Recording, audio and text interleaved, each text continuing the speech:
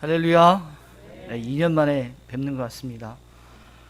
우리 옆에 계신 분과 한번 인사 나눴으면 좋겠습니다. 당신이 있어 이 예배가 더 아름답습니다. 한번 인사 한번 나눠보시죠.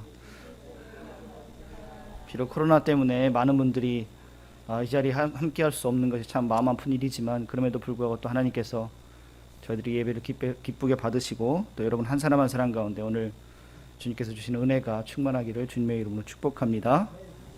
제가 늘 말씀드리지만 원래 집에서 엄마가 해주는 밥이 살로 가는 거죠, 그죠? 가끔 밖에 나가서 먹는 거는 맛은 있을지 모르겠지만 살로 가지는 않습니다. 그래서 늘 우리 존경하는 김영주 목사님 통해서 여러분께서 영적 공급을 받으시고, 오늘은 마치 그냥 간식 드신다 생각을 하시고, 그렇지만 또 우리가 또 말씀 가운데 이 말씀이 나에게 또 은혜가 되어지기를, 주님께서 나에게 말씀을 주시기를 소망하며, 또 오늘 말씀 가운데 여러분 가운데도 큰 은혜가 있을 줄 믿습니다. 지난 2020년 아직도 끝나지 않은 코로나 때문에 많은 분들이 어려움을 겪고 있음을 보게 됩니다. 특별히 대한민국뿐만이 아니라 전 세계적으로 지금 굉장히 심각한 상황이고, 그나마 이제 대한민국 감사하게 하나님께서 지켜주셔서 상황이 그렇게 심각한 편은 아닌데, 저희가 있는 남미 지역은 어마어마하죠. 지금 지난주인가도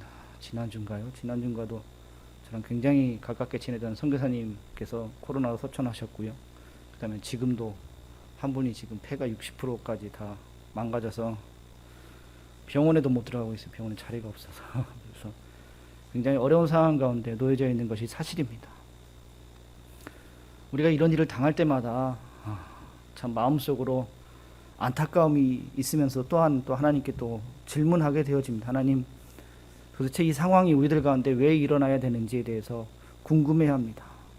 코로나뿐만이 아니라 우리가 신앙생활을 하면서도 이런 생각들이 들 때가 가끔 있지요.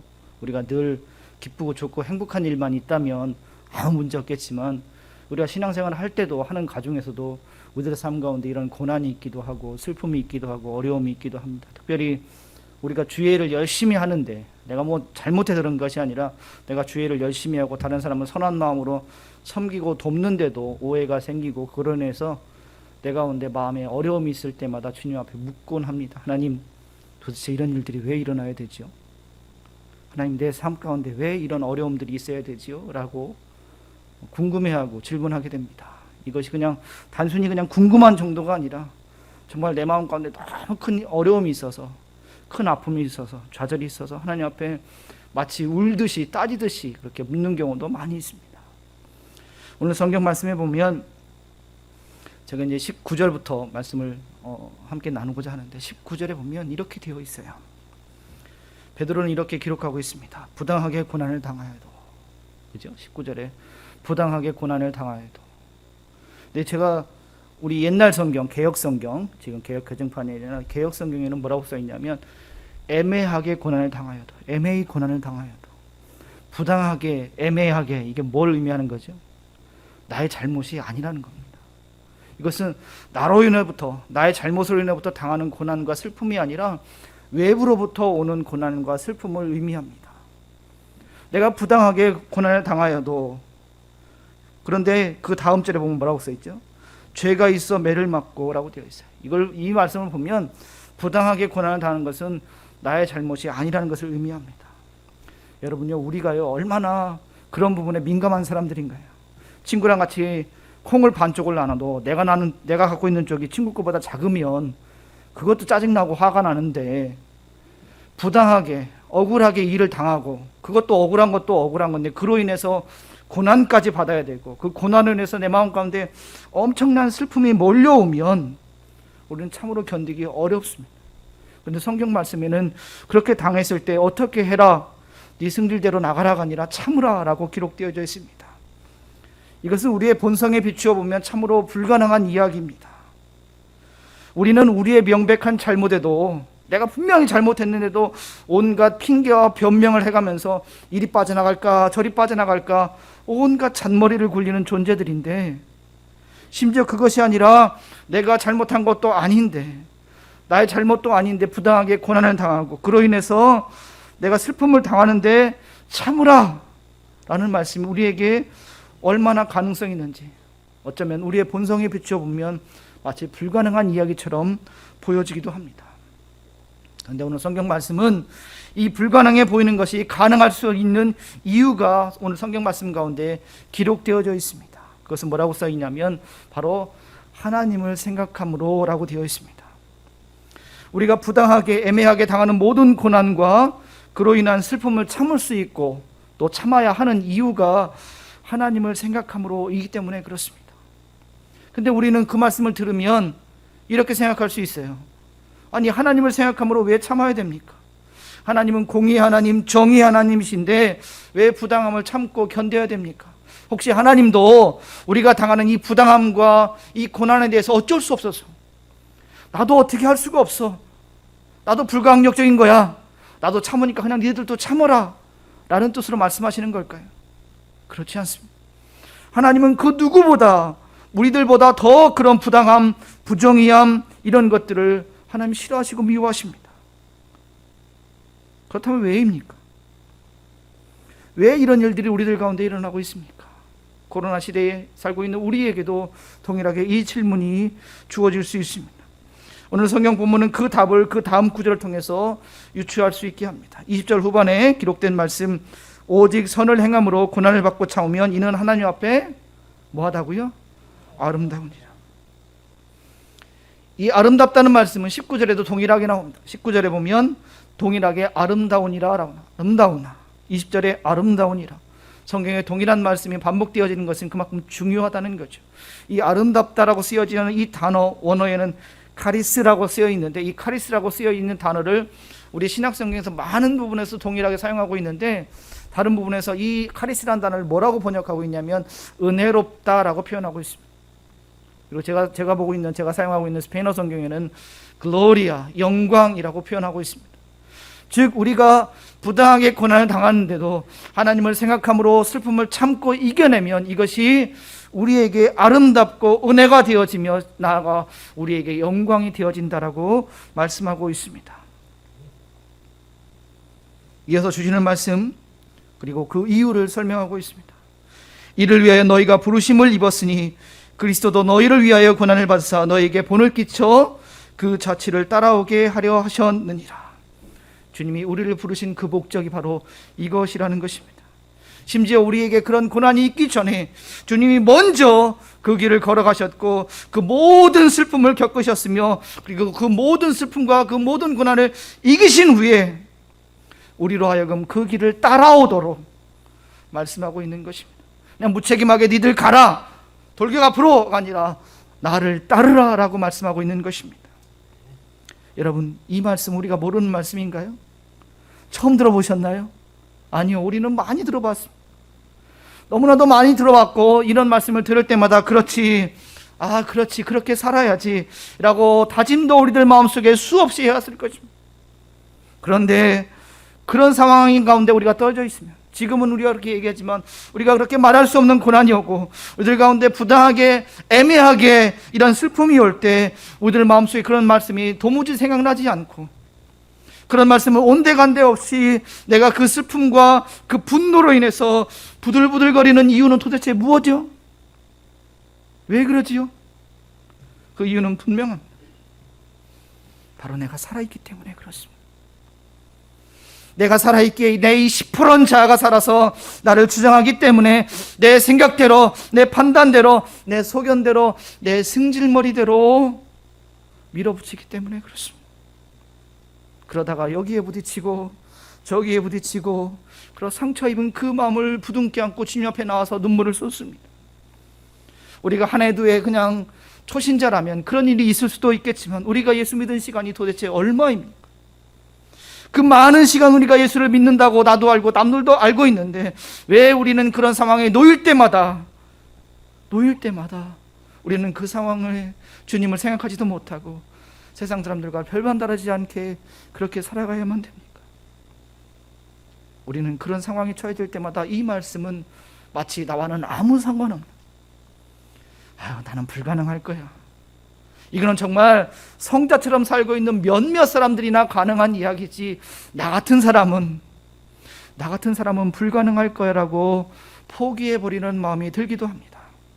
하지만 오늘 성경 말씀은 이것이 우리에게 가능한 것을, 그 이유와 목적을 설명하고 있습니다. 22절부터 이렇게 주님의 고난에 대해서 나오고 있습니다. 그는 죄를 범하지 아니하시고 그 입에 거짓도 없으시며 욕을 당하시되 맞대어 욕하지 아니하시고 고난을 당하시되 위협하지 아니하시고 오직 공의로 심판하시는 이에게 부탁하시며 친의의 나무에 달려.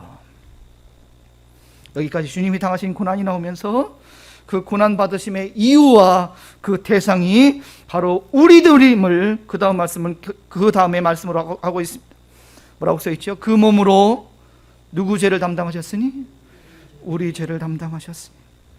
그리고 이어서 그 모든 고난의 목적을 말씀하고 있습니다. 그 목적이 뭐죠? 이는 우리로 뭐에 대해서? 죄에 대해서 죽고 뭐에 대해서? 의에 대하여 살게 하려 하심이라. 아멘. 아멘입니까? 예, 아멘입니다. 그 주님이 고난과 슬픔, 그리고 그것을 참으시고 이겨내신 그 최종 목적이 바로 우리로 하여금 죄에 대해서 죽고 의에 대해서 살게 하려 하심이라고 말씀하고 있습니다. 여러분, 죽음은 모든 것의 단절을 의미합니다. 죽어버리면 더 이상 아무것도 느낄 수 없는 상태이기 때문에 분노도 슬픔도 죽음에는 아무런 영향력을 끼칠 수가 없습니다.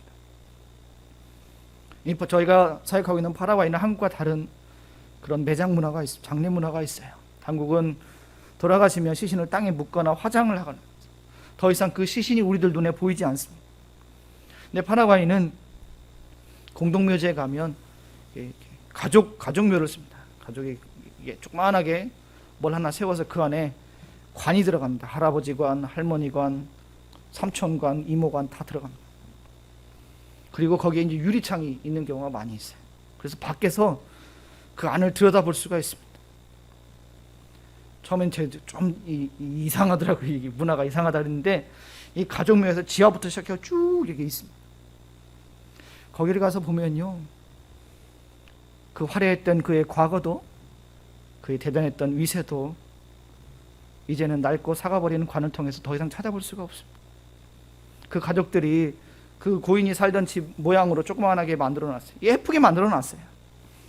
심지어 엊그저께 제가 저희 파라과이 인터넷 뉴스를 보는데, 여러분 아르헨티나 유명한 축구 선수 있었죠. 마라도나. 예, 잘 아시죠? 그 사람이 얼마 전에 죽었어요. 죽어가지고 그 사람 이제 묘를 만들었는데, 그 남미 문화처럼 아까 제가 말씀드린 것처럼 이제 관을 놓고 이제 집을 만들었는데 그 집에 화장실이 7개래요. 축구에 미친 나라들이기 때문에 이해가 됩니다. 하지만 어느 누구도 그 안에 들어가서 살아라 그러면 살 사람 있을까요?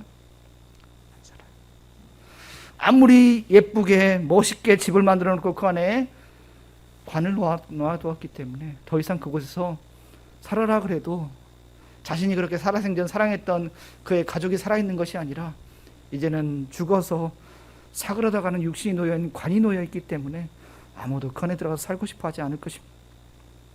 죽음은 이렇게 모든 것의 단절을 의미합니다.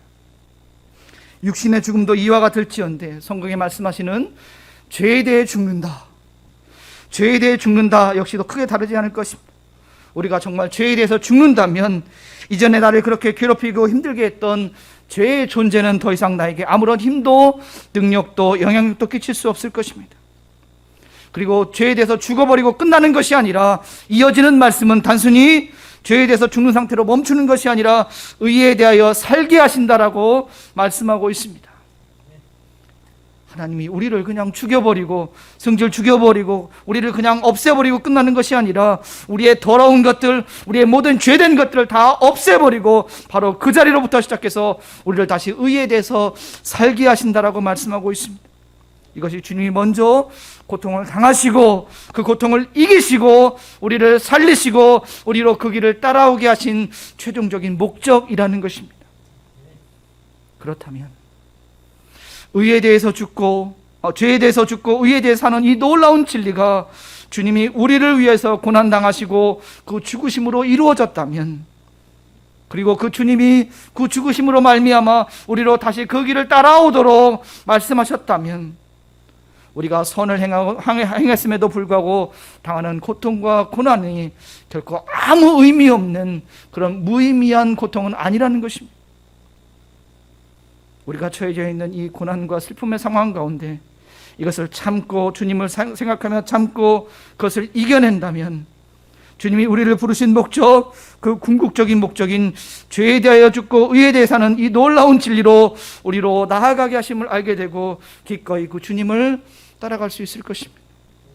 우리가 그 진리를 모르면 주님이 우리를 부르시는 것, 우리를 고난 가운데 부르시고 우리도 같이 주님과 함께 그 고난의 길을 따라가려고 그 부르심을 우리는 이해할 수 없을 것입니다.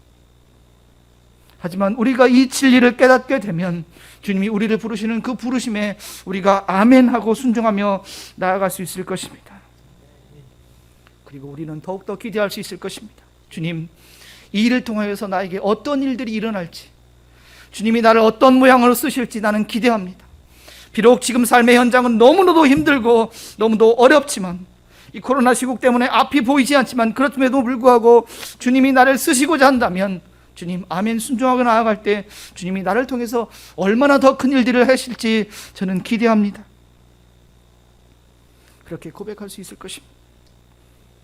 그러나 이것은 결코 쉬운 일이 아닐 것입니다. 여러분, 고난의 시간들 한번 생각해 보세요. 여러분 인생 가운데 참으로 힘들었던 시간들이 있었을 것입니다.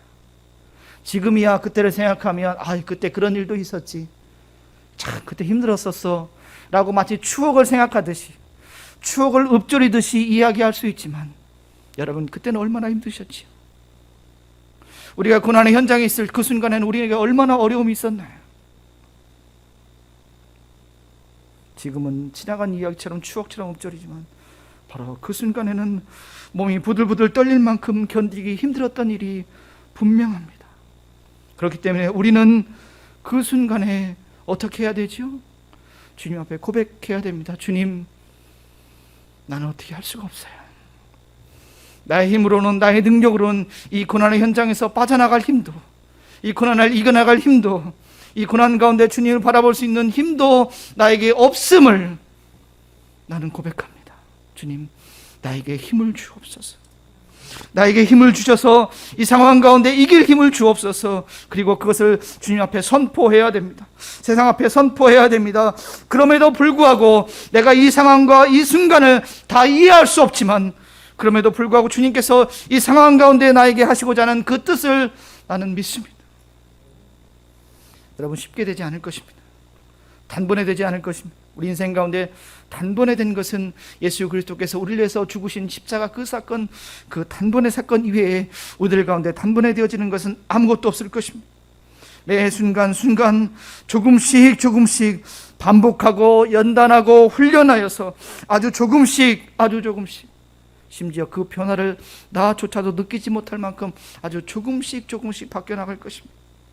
끊임없이 나의 삶의 시선은 주님께 맞추고 나의 삶의 발자국을 주님이 먼저 내신 그 발 위에 살포시 언제 가서, 그래서 먼 날 어느 순간이 되면 더 이상 나와 주님을 떼어놓을래야 떼어놓을 수 없는 그 상황까지 나아갈 때까지 우리는 끊임없이 주님 앞에 나아가야 될 줄 믿습니다. 왜 그렇지요? 왜 그렇게 해야 되죠? 저도 알고 여러분도 알다시피 우리는 그런 존재들이기 때문에 그렇습니다.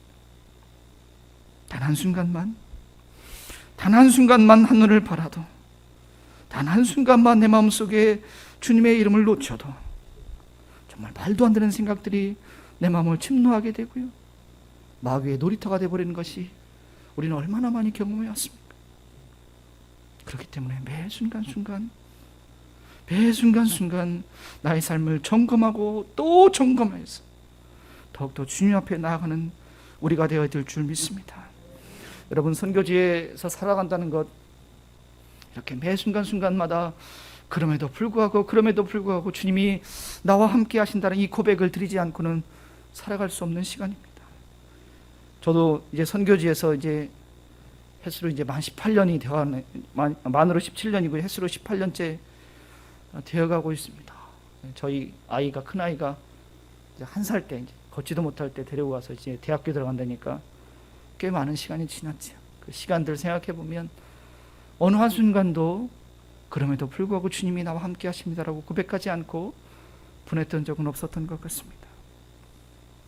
우리 아이가, 제가 전에도 한번 말씀드렸듯이, 아이가 처음에 이제 원주민 마을에 살 때 아이들 그 몸에다가 이제 벌레들이 알을 낳죠. 뭐 손톱 발톱 옆에다가 알을 낳으면 그걸 이제 다른 방법은 없어요. 약으로 쓸 수도 없는 거고, 뭐 병원도 없고 약국도 없기 때문에 엄마나 아빠는 한 사람은 누르고 한 사람은 이게 바늘로, 이게 대바늘로 파내는 그것밖에 없었습니다.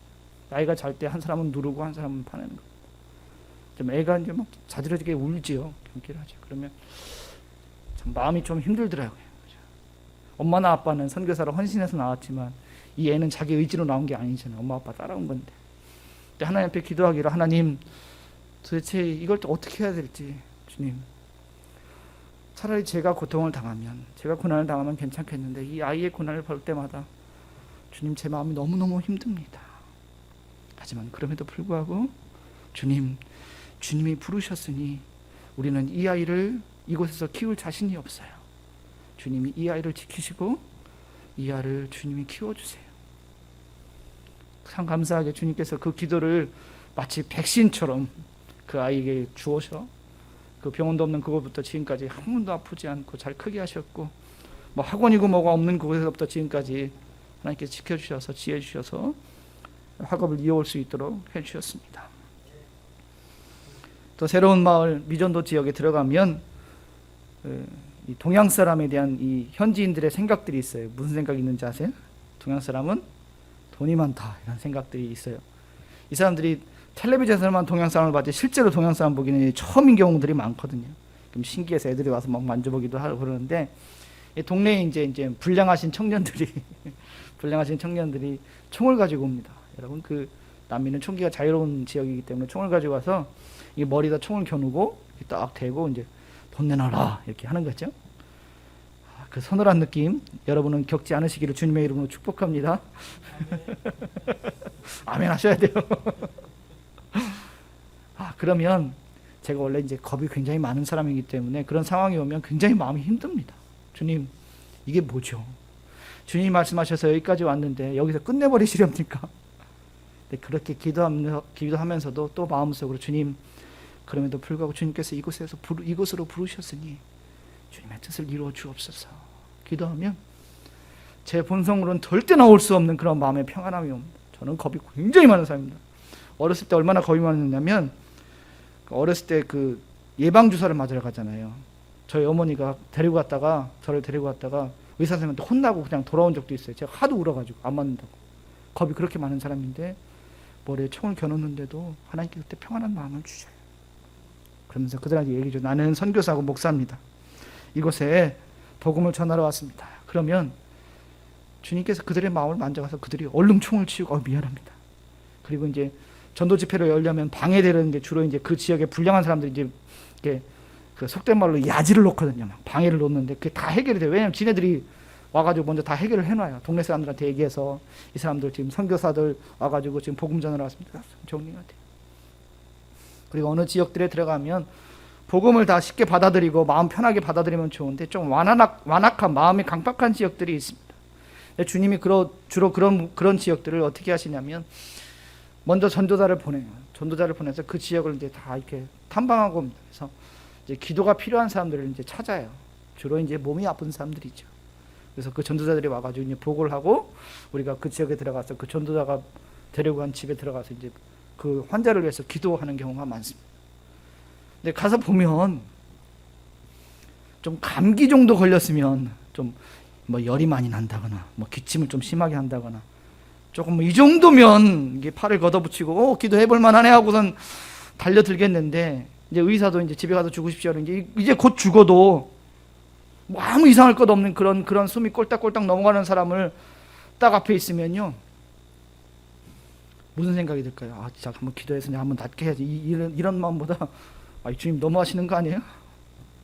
전도자도 되게 원망스러워요. 도대체 좀 웬만한 사람한테 데려가야지. 이게 뭐야? 이제 곧 죽을 사람을 놓고서는 기도를 하라니. 그런데 그 순간에 그 자리에서 이건 안 될 것 같아. 이건 불가능해 라고 생각하는 사람 누구? 선교사 한 사람밖에 없어요.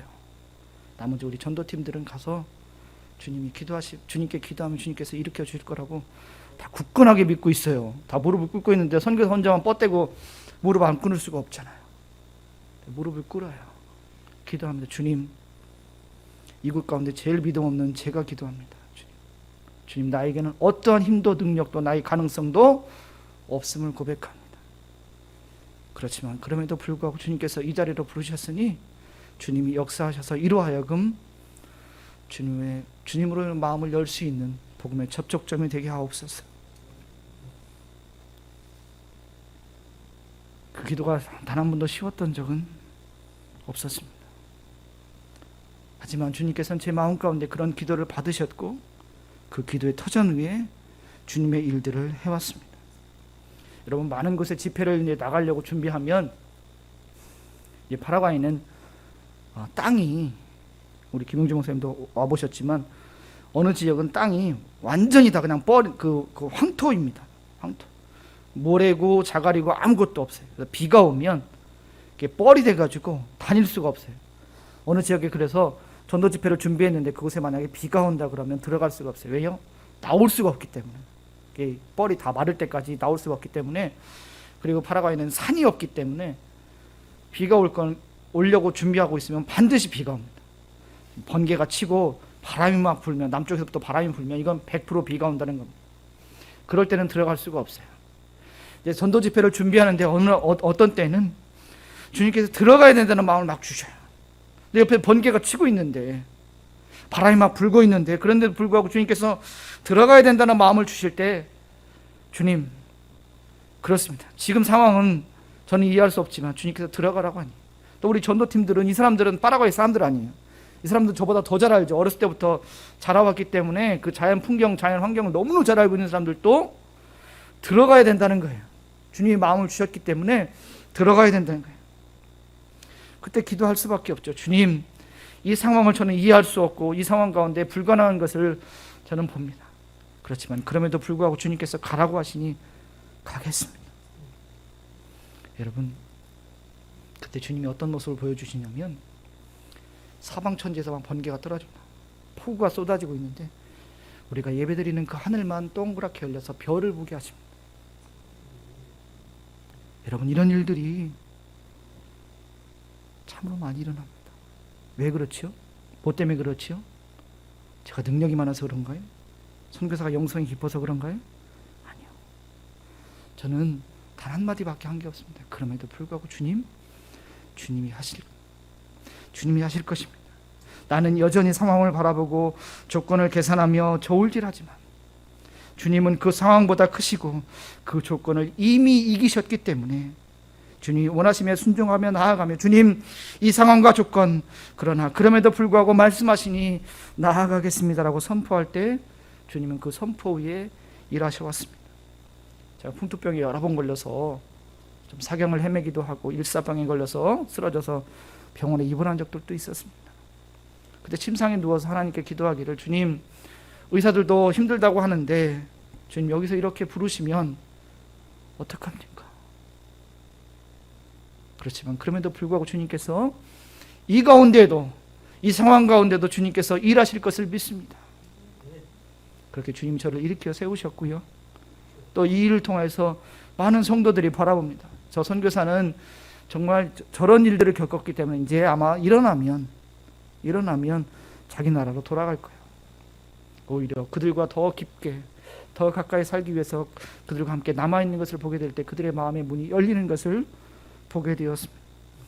원주민 마을 처음에 들어갔을 때 백인 선교사들은 들어가면 다 숨어버리지요. 원주민의 역사, 백인들이 들어와서 자신들의 조상들을 다 죽였기 때문에 백인 선교사가 들어오면 다 숨어버립니다. 동양인 사람, 이렇게 생긴 사람, 자기들이랑 비슷하게 생긴 사람이 들어오니까 처음에는 받아줘요. 분위기가 그곳에서 복음을 전할 분위기는 아니었습니다. 주님께 기도하기를, 주님, 이곳 가운데 지혜를 열어주옵소서. 그들 아이들이 몸에 막 상처가 있고 고름이 있고 병원도 없고 약국도 없기 때문에 이곳에서 주님께서 눈을 열어주셔서 그 아이들 상처 닦아내고 고름 짜내고 약 먹이고, 이렇게 토요일마다 하루에 5시간씩 1년을 했어요. 1년을 하니까 무슨 마음이 드냐면, 주님, 이건 엄청난 시간 낭비인 것 같아요. 지금 이 시간에 현지인 마을에 들어가서 복음을 전했으면 얼마나 많은 사람들이 복음을 받아들이겠습니까? 지금 1년 동안 제가 한 거라고는 고름 짜는 것밖에 없는데 주님 이게 무엇이요? 주님 이제 그만 들어갔으면 좋겠습니다라고 기도하는데 주님이 아무 말씀도 안 하세요. 주님의 침묵, 이건 뭘 의미하죠? 들어가라, 들어가지 마라? 들어가라. 저는 안 들어가겠습니다라고, 안 들어갔으면 좋겠습니다라고 기도하는데 주님이 침묵하시는 것은 주님이 계속 들어가라는 뜻입니다. 알겠어요, 주님.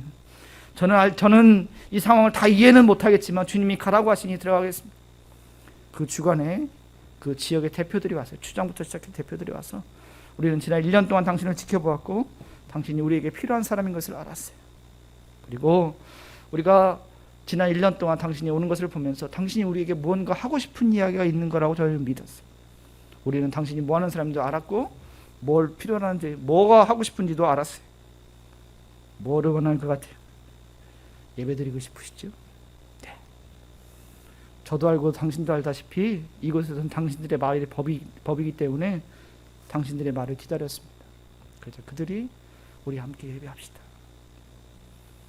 예배당이 요거의 한 반 정도 될 거예요. 우리 예수님께 반 정도. 근데 앞에만 남기고 양옆에 그래 뒤에 다 터버렸습니다. 사람들이 너무 많이. 저희가 지금까지 교회가 189개 교회인데 그 중에 3분의 1이 이 교회로부터 시작됐습니다. 이 교회로부터 시작됐습니다. 1년 동안 하루에 5시간씩 고름 짜낸 거, 이거 아무 의미 없는 것이 아니었습니다. 주님께서 그 순종을 통해서 주님의 일들을 해오셨습니다. 제가 지난번에 한번 말씀드린 적이 있는 것처럼 저희 선교센터에 옛날에 3만 평 땅에다 나무 10,000그루 심은 적이 있었어요. 그걸 나무가 잘 자라기 때문에 7년 정도 지나면 그걸 잘라서 목재교회 100군데를 세울 수 있는 것이 충당이 됩니다. 1년 동안 잘 자랐는데 동네 사람들이 불을 나가 2번을 태워먹었습니다. 완전히 다 탔습니다. 처음에는 불이 넘어와서 그냥 탄 줄 알았더니 나중에 알고 봤더니 일부러 불을 낸 거예요. 제 승질머리 생각해가지고는 이거는 도저히 용서가 안 되잖아요. 그냥 뭐 실수로 불이 넘어왔으면 그냥 용서할 수 있겠는데 일부러 태워먹었는데 이거를 용서하려는 마음이 제 본성적으로 나올까요, 안 나올까요? 안 나오죠. 근데 기도하는 가운데 주님께서 조건 없이 용서하라는 마음을 주셨어요. 안 되겠더라고요. 주님이 계속 강권적으로 용서에 대해서 마음을 주셔서 우리 사역자들 불러서 얘기했어요. 가서 얘기를 좀 전달해 주십시오. 선교사는 당신들을 무조건적으로 용서하기로 했습니다. 가서 우리 사역자들이 가서 그 사람들한테 얘기를 했는데 그 사람들이 아멘 할렐루야 하고 받아들였으면 얼마나 스토리가 아름답게 풀렸겠어요. 근데 아멘 할렐루야가 아니라 무슨 생각을 했냐면 선교사가 우리를 기망하는 거다. 우리가 마음 놓고 있을 때 선교사가 우리를 다 잡아갈 거다. 경찰 불러서 잡아갈 거다. 선교사는 혼자고 우리는 여럿이니까 선교사 하나만 없어지면 사건은 자연스럽게 묻힐 거다. 총을 들고 죽이겠다고 하니 우리 사역자들 얼굴이 하얘져서 왔어요. 우리 여기 있으면 다 죽게 생겼다. 하나님께 기도하는데 하나님 도대체 이게 뭐죠? 저는 주님의 말씀에 순종하여서 제 본성적으로 나올 수 없는 용서를 그들에게 선포했는데 오히려 그들은 내 마음을 몰라주고 오히려 저를 죽이겠다고 하니 주님 이게 뭐죠? 주님 제 마음 가운데 또 평강을 주셔요. 잠잠히 기다리라. 기다리는 가운데 시간이 지나고 그들도 선교사의 용서가 진짜라는 것을, 진정한 용서라는 것을 깨닫게 돼요. 한 번도 본 적도 없고 들은 적도 없던 무조건적인 용서에 그들의 마음이 녹았어요. 그렇게 복음이 안 들어갔던 그 지역에 가정교회가 생기고 예배당이 세워졌어요. 그리고 그 총 들고 저 죽이겠다 했던 사람 중에 한 사람이 사역자가 됐어요. 여러분, 우리는 하나님 일을 다 알 수가 없습니다. 하나님께서 어떻게 당신의 일을 이루어 나갈지 우리는 감히 상상조차 할 수 없어요. 그런데 분명한 것은 있어요. 뭐? 우리의 그 고백 위에, 주님께서 주시는 그 마음의 그 순종 위에 주님은 일하셔요. 주님은 아무것도 없는 곳에 일하실 수도 있겠지만 주님은 결코 우리들의 고백과 순종 이외의 것에다가 일을 하시지 않아요. 주님은 주님의 일을 하실 때 꼭 우리를 쓰셔요. 우리의 뭘 쓰셔요? 우리의 고백과 우리의 순종 위에 쓰십니다. 우리 지난 한 해 우리에게는 이런 일들이 참 많았습니다. 이 코로나 시국 더욱더 그렇습니다.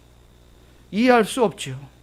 도대체 왜 이 코로나가 우리들 가운데 있는지 우리는 다 알 수도 없어요. 그런데 우리가 먼 시간이 지나고 나서 우리는 분명하게 될 것입니다. 지난 2020년, 2021년 코로나 가운데 하나님께서 우리에게 어떤 말씀을 하시기를 원하셨구나, 그 상황 가운데 우리가 어떤 일을 하기를 원하셨구나라는 것을 우리가 먼 시간이 지나면 알 거예요. 그런데 문제는 뭐죠? 바로 지금 이 순간, 바로 지금 이 순간, 이 코로나 상황 가운데 우리는 어떤 모습으로 주님 앞에 서 있느냐는 것입니다. 원망하고 좌절하고 슬퍼하고 하나님께 분노하고, 하나님 어떻게 이런 일들이 나한테 있을 수 있습니까? 하나님 앞에 따지는 사람이 있는가 하면, 하나님 다 이해할 수 없습니다. 이 상황을 저는 도저히 이해할 수 없지만, 알 수 없지만, 그럼에도 불구하고 주님, 이 상황 가운데 나를 통해서 하시고자 하는 당신의 뜻이 있을 줄 믿습니다. 주님 앞에 그렇게 순종하며 나아가는 사람, 똑같은 코로나 상황이지만 이렇게 반응은 다르고 그 결과는 엄청나게 달라질 것입니다. 저희 집에 아주 제가 좋아하는 과일이 있습니다. 철마다 이제 과일이, 다른 과일이 열리는데, 이 과일은 거의 1년 내내 열리는데 저는 굉장히 좋아하는 과일인데, 한국에도 뷔페집에 가면 이렇게 가운데 똑 자르면 가운데 개구리알 같이 생긴 거 있잖아요. 드셔보셨죠? 패션프루트. 저희들 말은 무르꾸자라고 하는 이 과일이 있는데, 이게 나무에서 열리는 게 아니라 덩굴에서 열립니다. 호박덩굴처럼, 그 오이덩굴처럼 이렇게 덩굴에서 열리기 때문에 처음에 싹이 나오면 여기다가 나무대를 꽂아주거나 아니면 줄을 해가지고 이렇게 타고 올라가도록 해줍니다. 어느 정도 자라면 여기서 덩굴 손이 하나 이렇게 쭉 실 같은 게 나와요. 나와서 막 찾아요. 찾아가지고 뭐가 딱 닿으면 이걸 막 감아갑니다. 감아가요. 근데 재밌는 것은 가만히 들어보면 이게 촘촘하게 감아가다가 어느 순간에 감아가던 방향이 딱 멈추고 반대로 감아갑니다. 하나님 참 기가 막히게 만들어 놓으셨어요. 왜 그렇게일까요? 그렇게 되면 이게 잡아 당기면, 외부에 물리적인 힘을 가하면 이게 끊어지면 끊어질지언정 풀리지는 않습니다. 이렇게 감아가다가 반대로 감아가기 때문에 꽉 잡고 있습니다. 저는 그것을 볼 때마다 마치 지금 코로나 시국과 같다는 생각이 듭니다. 하나님 우리의 삶의 방향성을 지금 반대로 막 풀어가고 있습니다. 한 번도 경험해보지 못했던 이런 상황 가운데 우리는 살아가고 있습니다. 우리는 불안해합니다. 도대체 이게 뭔가 잘못되지는 거 아닌 건가? 이거 문제 있는 거 아닌 건가? 라고 지금 우리들의 삶의 방향성에 대해서 우리가 걱정하기도 합니다. 그러나 걱정할 필요가 없죠. 왜요? 이 반대로 감아가는 것, 하나님 앞에 우리를 더욱더 든든하게 메어가는 과정임을 저는 믿습니다. 여러분은 어떠신가요? 이 코로나 시국에, 이 시국 가운데 하나님 앞에 어떤 반응으로 나아가고 있나요? 슬퍼하고 있습니까? 좌절하고 있나요? 하나님 앞에 원망스러우신가요? 도대체 이해할 수 없는 이 상황 가운데 우리는 어떤 반응으로 나아가고 있죠? 전 여러분에게 간절히 원하는 것은 이 시기 가운데, 이 중요한 시기 가운데 우리가 하나님 앞에 원망하고 좌절하고 쓰러져 있는 것이 아니라, 하나님, 비록 나는 다 이해할 수 없지만, 비록 나는 다 알 수 없지만, 그럼에도 불구하고 주님께서 이 순간 가운데, 이 시대 가운데, 이 상황 가운데 나에게 원하시는 것이 있을 줄 믿습니다. 주님, 내가 그걸 순종하며 나아갈 수 있도록 나에게 힘을 주옵소서. 사랑하는 우리 예수은혜교회가 파라과이에 벌써 교회를 여러 군데 세웠습니다.